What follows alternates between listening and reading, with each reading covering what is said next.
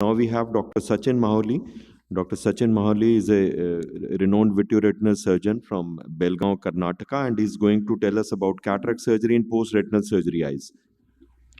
A very good morning to everyone. I thank Dr. Jatinder for giving me an opportunity here.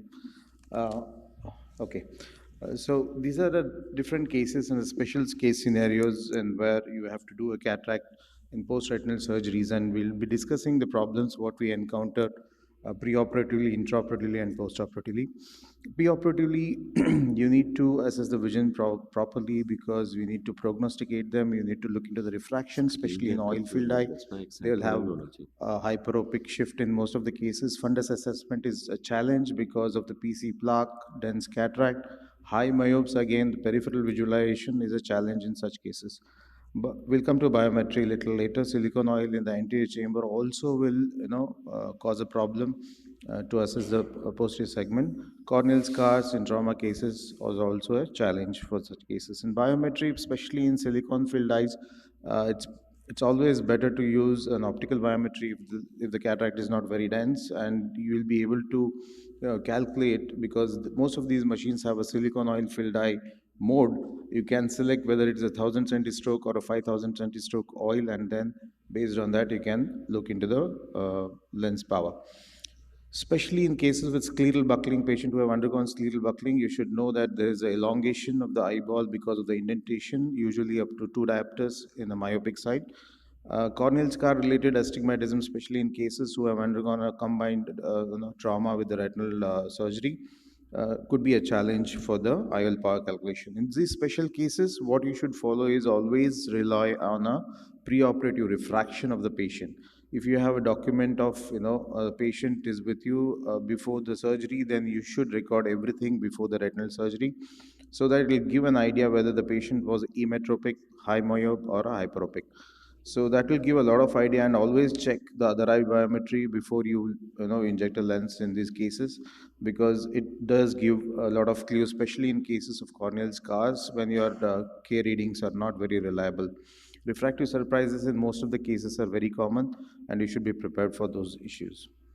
So, what are the special problems intraoperatively? These are hard, leathery cataracts most of the time, especially silicone oil-induced cataracts. Small pupil is again a challenge. There could be a posterior synechiae for which you need to be prepared. Anterior chamber fluctuation, AC depth fluctuation. So, you need to play around the flow of the fluid in the anterior chamber and customize it according to the patient. PC plaques are common because lens touch and other issues need to be looked into. So intraoperatively, what would you manage is small pupils either use hooks or Malin rings, wherein you can dilate them properly. Runaway excess because of the lens hydration also is very common. So you should be prepared for that. Leathery cataracts, it's difficulty during chopping and emulsifying. Weak zonal, especially in buccal cases and post-vitrectomy, are very common. So you should play around the fluidics accordingly. Lens touch causing PC dehiscence and PC plaques are very common. So document a lens touch whenever it is there preoperatively. So hypertony related issues are also there in certain cases when you post oil removal cases, which will cause a problem with the getting a perfect tunnel. Use a lot of viscoelastic AC depth fluctuation, especially in high myope once the oil is removed. Emulsified oil in the anterior chamber is a bigger challenge. Before starting the surgery, you will not be able to assess the grade of cataract, so you need to do a thorough wash of the anterior chamber. So during this process, the challenges what you can face is the fluid can gush behind through the zonules, and it can cause sudden shallowing of the anterior chamber. So you need to be prepared to remove the oil with the pars plana route before you proceed with the phacoemulsifications. Rexis related problem, as I said earlier, intraoperatively there will be a very poor glow, and if there's a mature cataract, you should be prepared for the runaway rexis.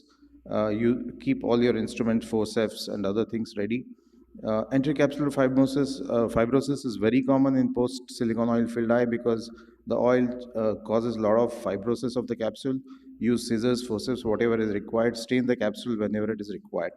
This is a small video showing a case wherein it was a mature cataract, totally hydrated cataract, in which phaco was planned with the silicone oil removal.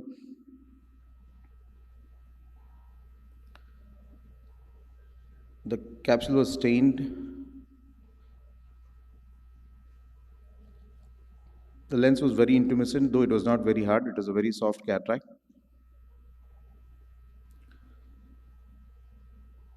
So most of these cases will have a PC, plaque, very thick. So chances of rent in such cases are very rare, unless you can see this typical Argentine flag, which with just a nick, you could see that it's totally. So the wash was done. The lens nucleus was very soft.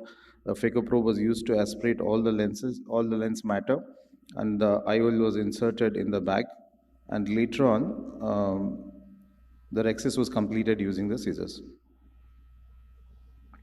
So you can see that PC plaque, which is usually induced by a silicone oil. Not necessary that this patient would have had a lens touch, but without a lens touch also, these plaques are pretty common.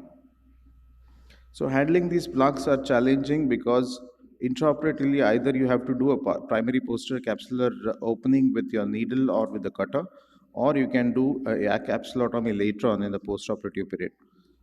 Because unless this is removed, whatever retina surgery has been done or whatever it is, the vision won't improve to a expected. I'm unable to forward the video. So I just wanted to show how a PC plaque is removed.